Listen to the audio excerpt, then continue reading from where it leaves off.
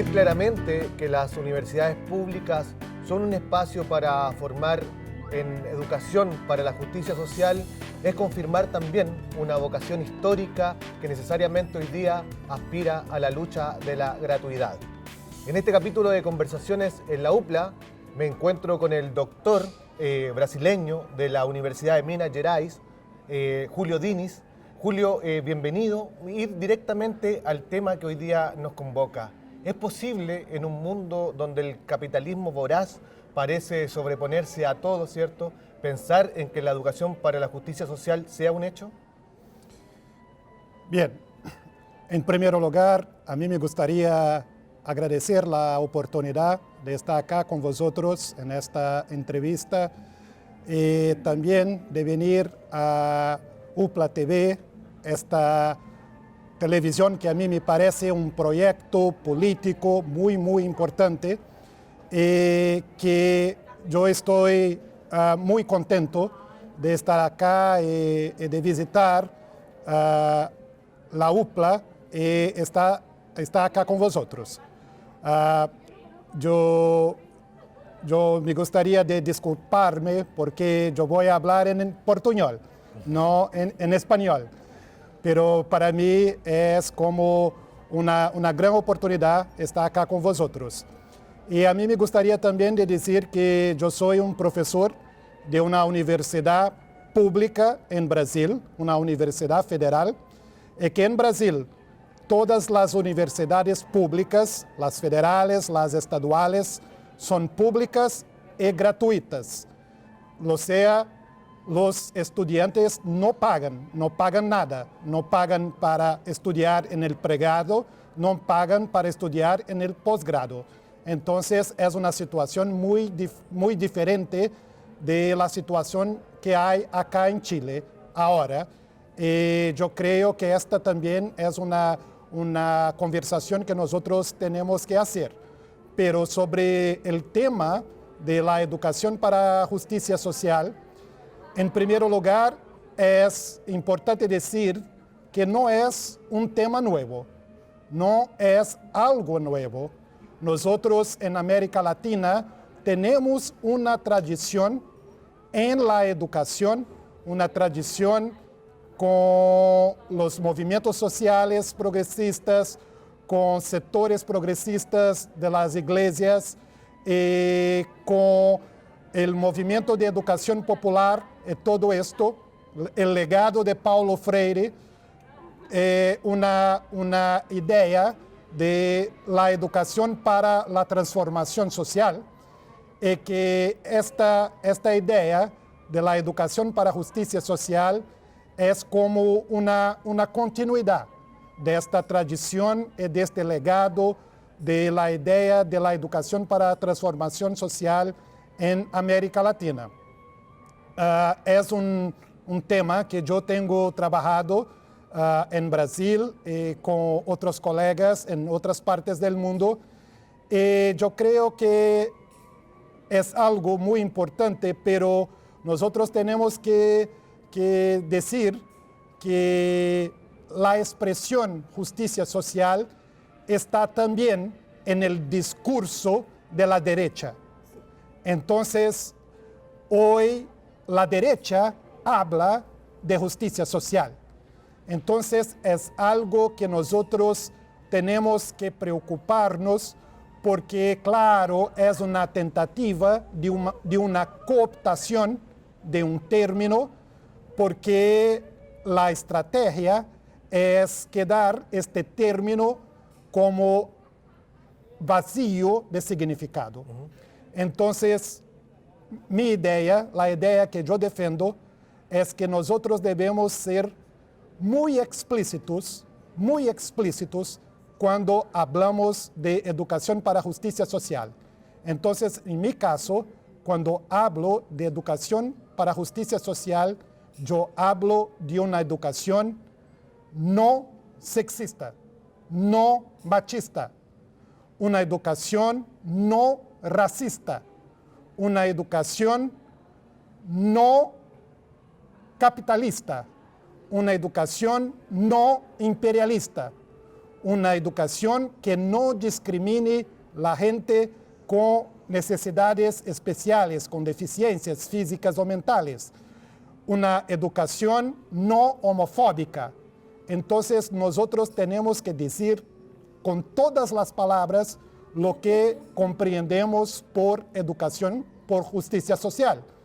Y también, claro, es una educación contra el sexismo, el racismo, el capitalismo, el imperialismo, la homofobia o la homofobia, pero también una educación a favor de la construcción de una sociedad verdaderamente democrática. Julio, yo creo que tocas un tema muy importante a propósito de cómo estamos unidos como latinoamericanos, en este caso un brasileño, un chileno y todo un equipo aquí que nos acompaña, ¿cierto? A propósito de cómo esa tradición de pensamiento latinoamericano que encarna muy bien, por ejemplo, Paulo Freire, parece que subsiste en una especie como de silencio, incluso en espacios como este, como la universidad, donde se forman profesores, ¿cierto?, que debiesen tener en el ADN ese tipo de justicia social de la que tú hablas. A propósito de tu experiencia en Brasil o en Estados Unidos y tu experiencia en Chile, ¿cómo eso efectivamente está entrando a la universidad, si está siendo presente en la universidad y si es un elemento troncal en la formación de los nuevos profesores?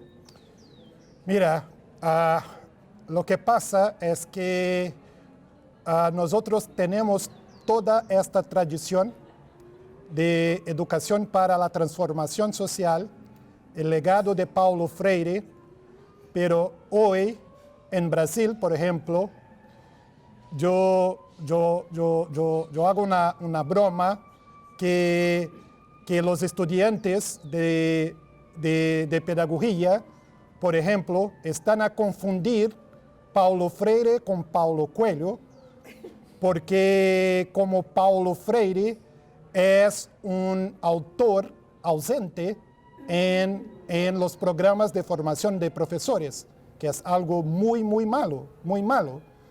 Entonces, nosotros tenemos toda esta tradición, todo este legado de Paulo Freire, y hay mucha gente en las carreras de pedagogía hoy en Brasil que nunca han leído Paulo Freire. Entonces, yo pienso que es algo que nosotros tenemos que refletir sobre esto, ¿sí? Y claro, yo pienso también que nosotros en América Latina estamos muy, muy alejados de los otros, que nosotros tenemos que quedar más cerca y conocer nuestras realidades que son muy, muy, muy similares, porque nosotros tenemos que buscar las soluciones para nuestros problemas a partir de nuestras experiencias. Entonces, en Brasil, por ejemplo, hay una tendencia que a mí no me gusta, por ejemplo, de exportar las ideas de Paulo Freire y ahora estamos como a importar conocimiento producido afuera, en el extranjero, ¿sí? en el llamado primer mundo, ¿sí? con las ideas que usaron de Paulo Freire, y nosotros en Brasil importamos un conocimiento producido a partir de Paulo Freire, que nosotros tenemos la posibilidad de estudiar este conocimiento en las bases, que es la obra de Paulo Freire.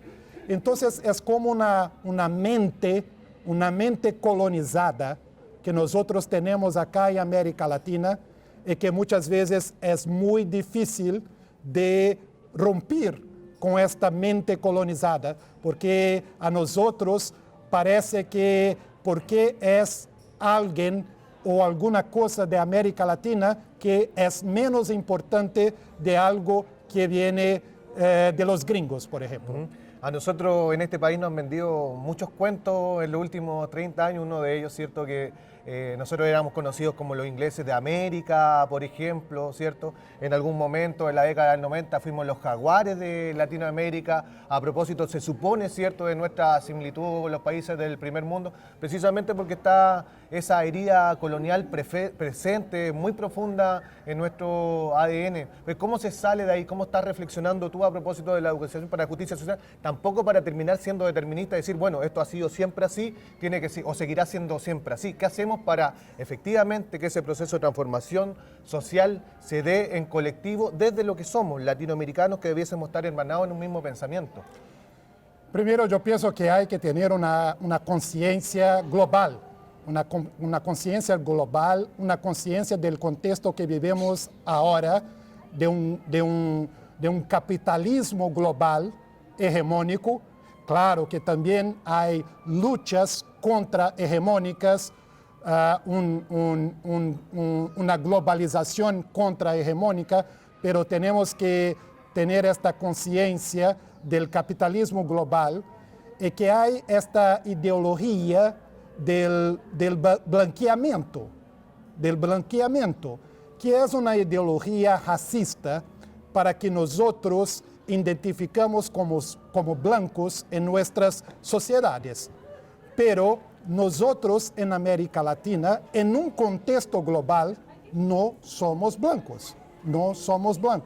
Tal vez, sí, en mi caso, yo hago parte de una sociedad que es muy racista, que es la sociedad brasileira. En Brasil, la gente me identifica como un hombre blanco, pero globalmente yo no soy blanco porque ser blanco en el contexto global es algo muy diferente y que nosotros a veces no damos cuenta de esto, ¿sí? Acá, por ejemplo, en Chile, para mí es interesante porque yo percibo que la identidad indígena podría ser algo más fuerte entre la gente, porque la gente tiene esta herencia indígena muy fuerte, pero la gente en general no se identifica como indígena, porque a mí me parece que es algo malo en esta sociedad. Entonces nosotros en América Latina tenemos esta falta de conciencia sobre las cuestiones raciales en términos globales. Entonces hay un racismo global,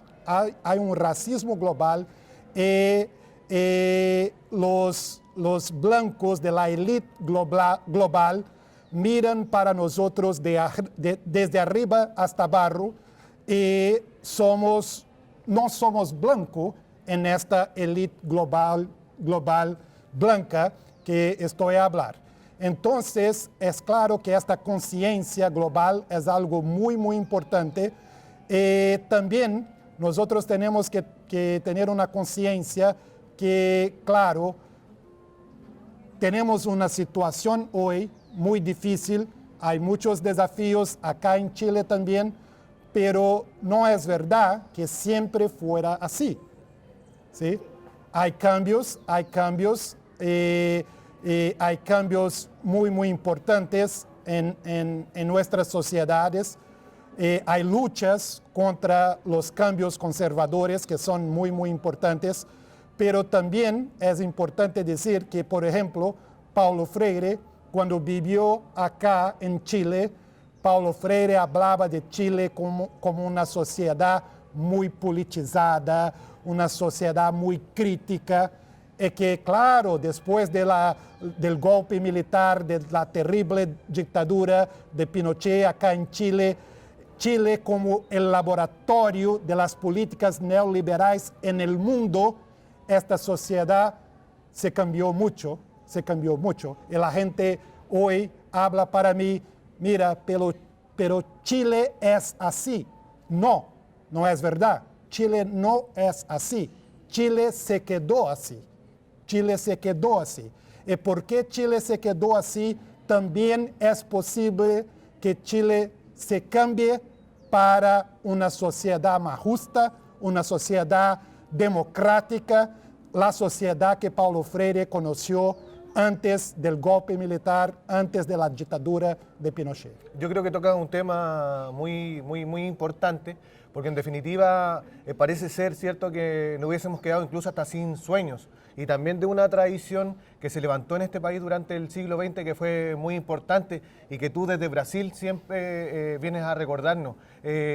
Para finalizar, ¿cuáles debiesen ser esas claves a propósito del proceso chileno? Que hoy día se discute, ¿cierto?, una reforma educacional que está aspirando a la gratuidad, siempre que no esos temores de que las lógicas capitalistas metan la cola del diablo ahí entre medio, ¿cierto? ¿Cuáles debiesen ser esas claves que los movimientos sociales debiesen asegurar para precisamente generar ese sistema para la transformación social desde una educación pensada esencialmente desde los valores que hemos comentado en este diálogo?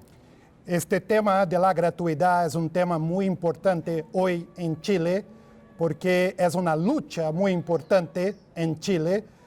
Yo creo, por ejemplo, que los movimientos de los estudiantes, los movimientos de los profesores, son movimientos muy importantes de lucha por la gratuidad, pero también hay otros movimientos de lucha, claro, de toda la sociedad para ganar esta lucha por la gratuidad en Chile.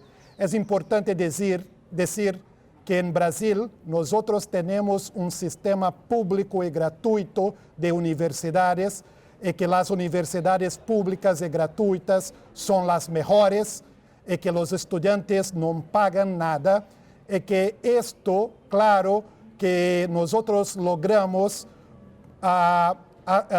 con mucha lucha, porque en los años 80, en los años 90, intentaron como privatizar todo en Brasil, como se pasó acá en Chile.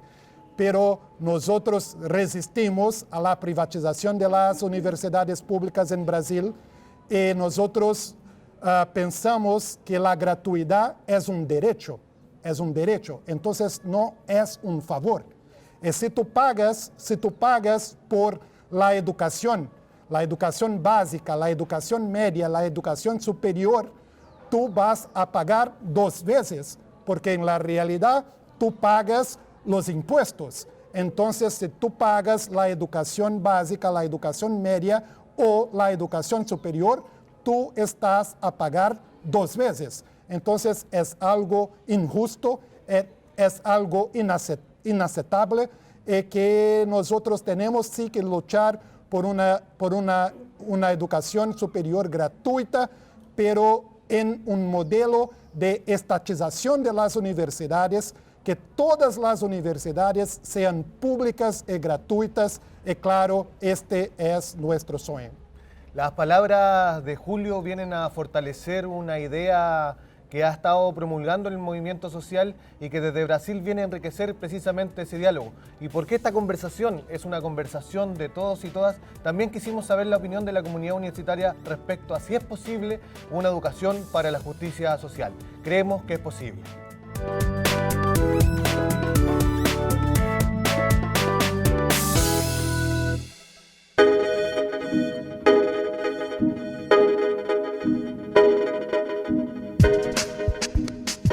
Creo que la educación chilena no contribuye a la justicia social, principalmente porque no es una educación justa para todos.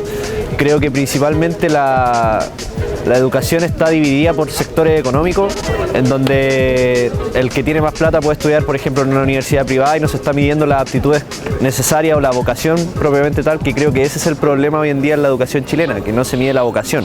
Yo creo, desde mi opinión súper personal, que la justicia social obviamente se parte desde la motivación propia y tener una carrera que te ayuda es tu herramienta y hay que utilizarla, solo que hoy en Chile no estamos viviendo y saber potenciar esa herramienta que tenemos como para ayudar a que Chile tenga una mejor economía y salga adelante.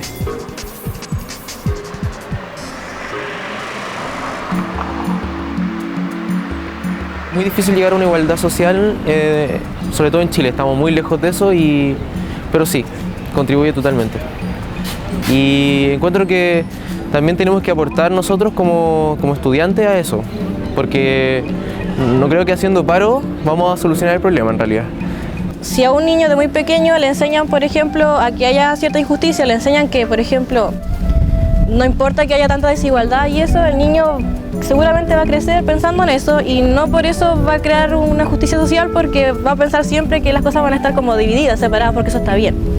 Sin embargo, que si de alguna manera en la educación se forma la conciencia de lo que es justicia social, puede obviamente contribuir. La educación en nuestro país en la actualidad no contribuye a la justicia social, sino que se ve como un mercado más. Eso favorece la desigualdad y no ayuda en nada a la justicia social. La educación idealmente debería contribuir a la justicia social, porque un pueblo que está educado siempre puede debatir contra la gente que lo gobierna y así informarse mejor sobre las leyes que ponen sobre el pueblo. Pero en Chile la educación no tiene ese fin, porque esta contribuye con el sistema neoliberal que tenemos implantado. No, yo creo que el modelo educativo chileno no contribuye a la igualdad social, porque es un sistema y un modelo que promueve mayoritariamente la competencia. En un sistema como el que tenemos acá en Chile, donde no hay oportunidades claras, no contribuye tanto, porque pues, sales estudiando una carrera y puede que no consigas pega, sales de una carrera y puede que no te quedas con una deuda, entonces se genera mucha más injusticia y desigualdad.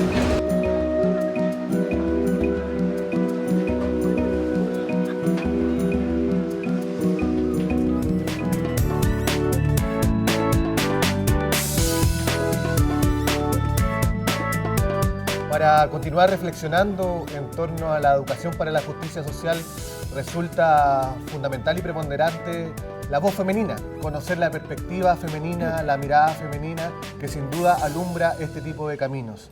Para realizar aquello, estamos con la doctora María Angélica Oliva, investigadora del Centro de Estudios Avanzados de nuestra universidad, para seguir profundizando en este diálogo. María Angélica, bienvenida. Preguntarte inmediatamente a propósito de tus mismos trabajos, ¿cómo una pedagogía de la reparación entra en diálogo con esta idea de educación para la justicia social? Bueno, en primer lugar, quiero decir que me siento feliz de estar aquí en el canal de televisión de la Universidad de Playa Ancha, y donde realmente se atesora un sentido importante de lo que es la universidad pública. Y agradezco a todos ustedes y a todo el equipo que hace posible este encuentro, este diálogo. En primer lugar, la idea de la pedagogía de la reparación parte de la concepción y la ambivalencia que hay en reparar como darse cuenta y reparar como hacerse cargo. Esto es una cosa muy primaria, ¿ya?, que yo estoy desarrollando y que ha devenido en una política de reparación.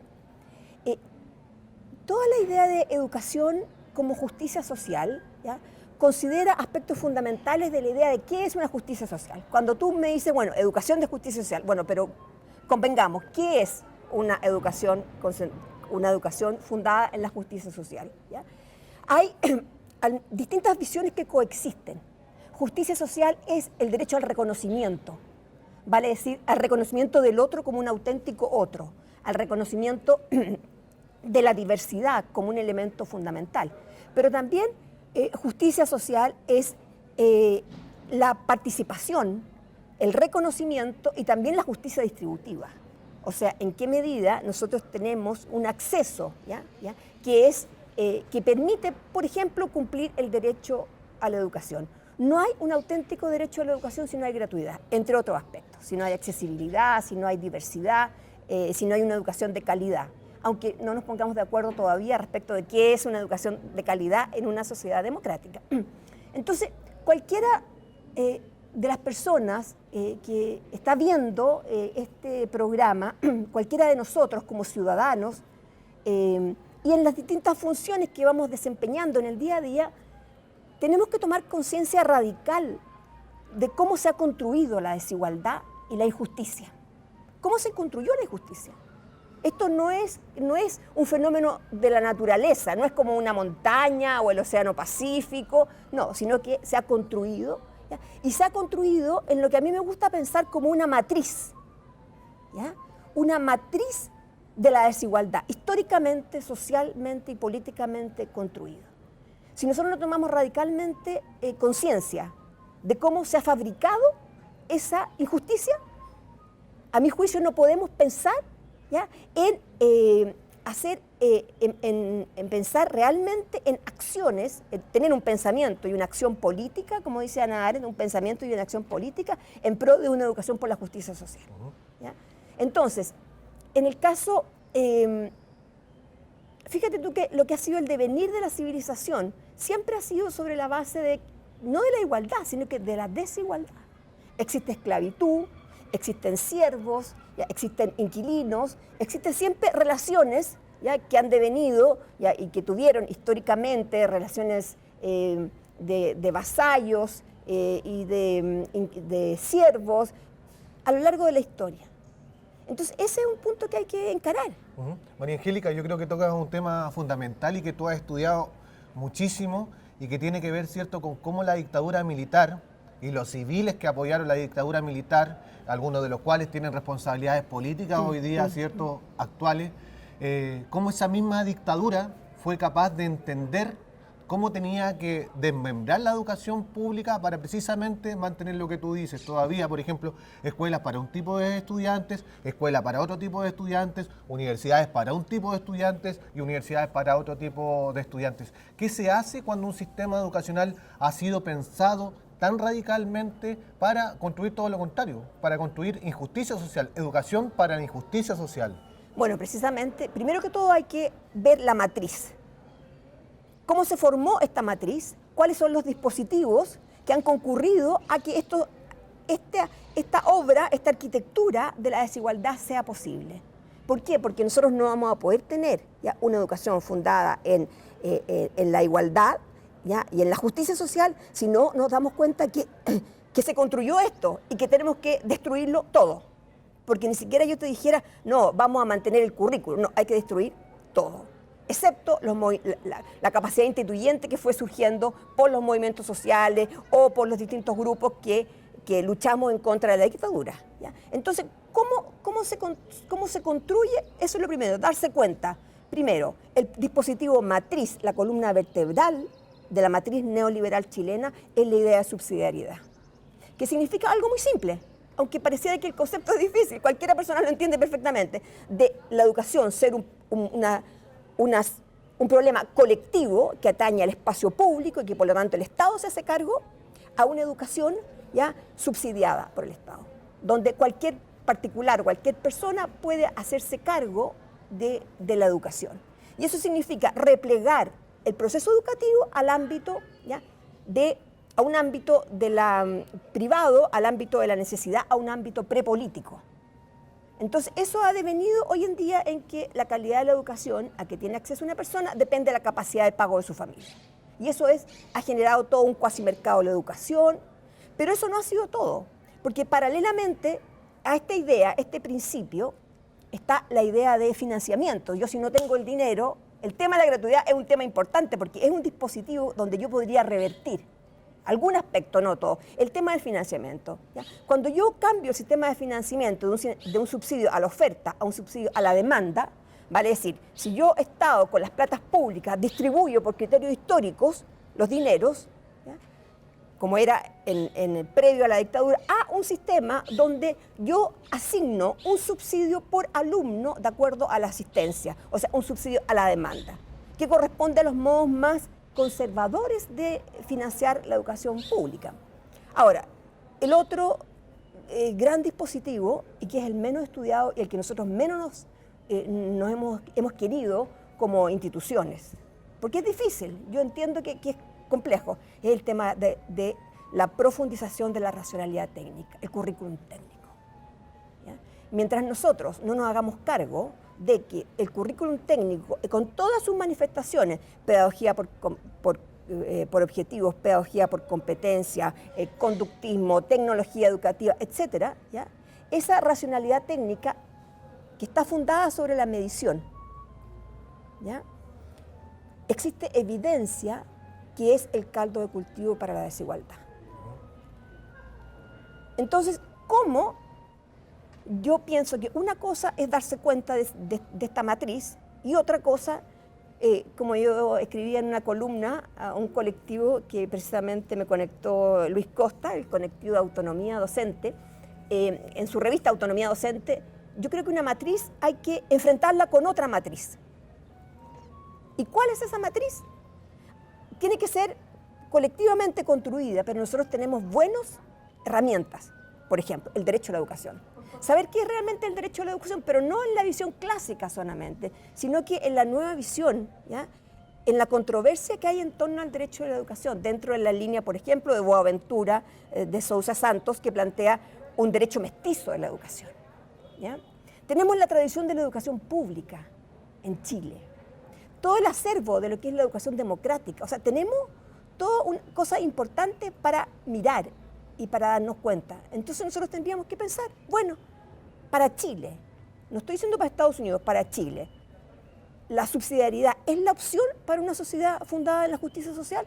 Para Chile, el voucher, la gratuidad fundada en el voucher, ¿es la mejor opción? Para Chile, ¿la racionalidad técnica es la mejor opción?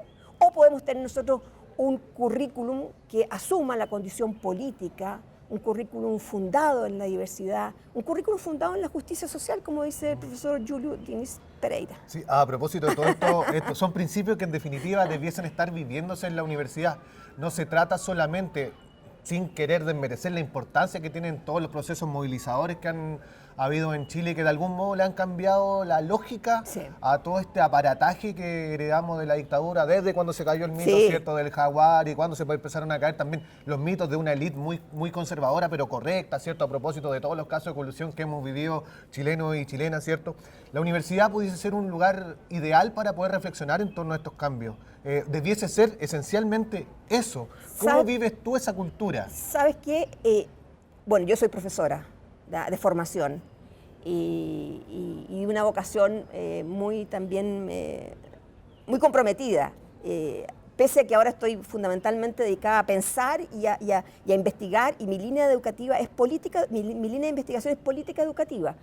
A ver, la institución educativa es el lugar creado por la civilización para que la cultura se reproduzca, la cultura se traduzca y se produzca, se transforme. Entonces, la universidad es una institución importante para el cambio social, porque la universidad tendría que responder de que lo que se reproduzca sea el lado iluminado de la cultura, porque nosotros no estemos reproduciendo la reproducción, la corrupción o todos aquellos aspectos que nos van destruyendo. O sea, entonces, la universidad tiene la responsabilidad de reproducir lo mejor de la cultura, pero la universidad tiene ya una responsabilidad inexcusable en la transformación social. Históricamente la universidad ha sido formada así. Pero no solamente desde el punto de vista teórico, en la visión de la universidad, ¿ya? En el plano operativo, no. Eso sí, ahí deben estar ciertos principios, ¿ya? Y yo me he opuesto muchísimo cuando en la misión de la universidad se introducen, ¿ya?, ciertos principios que se desmarcan de lo que es una educación pública.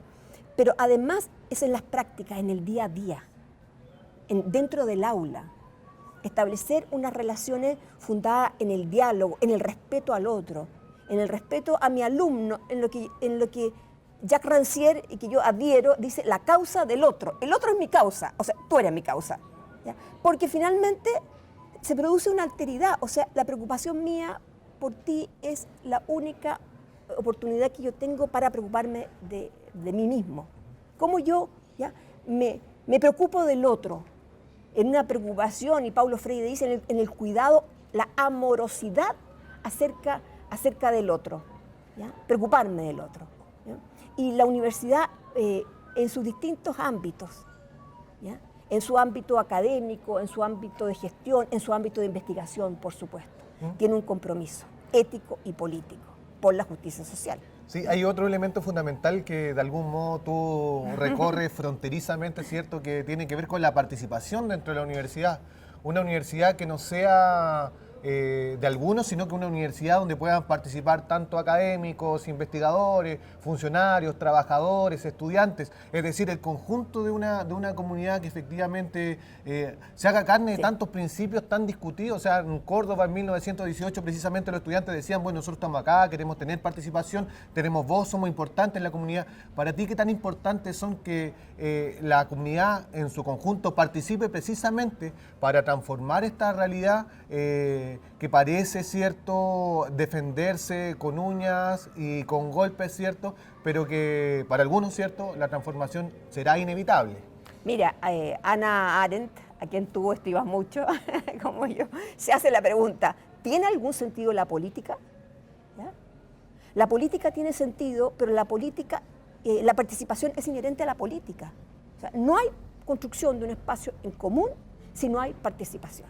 Y eso tiene que, o sea, ni siquiera debiera ser objeto de discusión, pero auténtica participación, no una pseudo participación.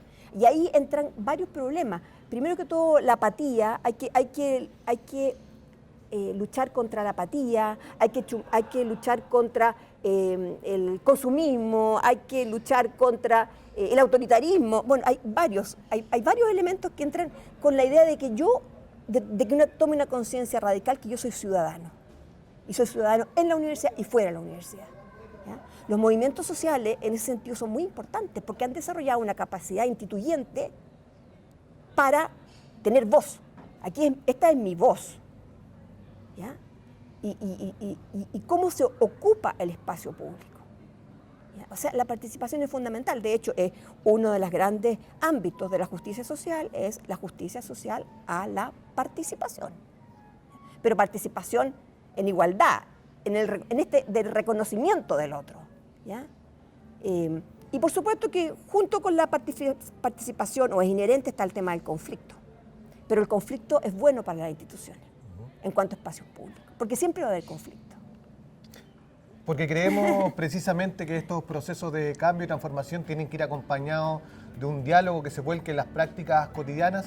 Inspiramos estas conversaciones en la UPLA precisamente para poder promover esa riqueza de miradas, esa riqueza de perspectivas que nos permitan transformarnos y transformar la sociedad en la que vivimos. En este capítulo usted lo puede revisar a través de la señal www.uplatv.cl. Muchas gracias.